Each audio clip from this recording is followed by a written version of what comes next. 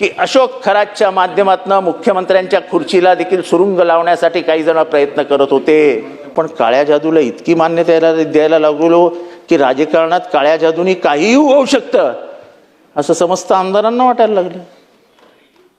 38 आमदारांची लिस्ट त्याच्याकडे जाणाऱ्या करंगळ्या कापणाऱ्या. अशोक खरातांकडे गेले होते पूजा घाला, वेळ येईल तेव्हा नाव उघड करू, आणि ही सगळी माहिती 6 महिन्यापूर्वी मुख्यमंत्र्यांना मिळाली होती. बैठका झाला अशोक खरातांबरोबर झाल्या, आणि अशोक खरातांनी सांगितलं आम्हाला थोडे दिवस द्या, मुख्यमंत्री घरी गेलेले असतील. अशा प्रकारच्या नितीन राऊतला द्यायला जर पूजा, एका पक्षाचा अशा प्रकारच्या जादूला जर आपण राजमान्यता देणार असू, सरकारी पैसा देणार असू, तिथे कमानी बांधल्या गेल्या, टाक्या बांधल्या गेल्या सरकारी पैशातनं, एवढा कोण मोठा अशोक खरात, कुठला हा काळ्या जादूवाला.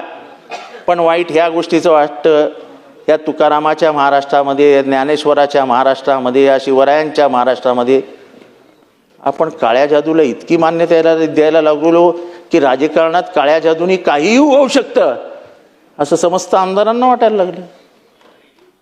38 आमदारांची लिस्ट त्याच्याकडे जाणाऱ्या करंगळ्या कापणाऱ्या.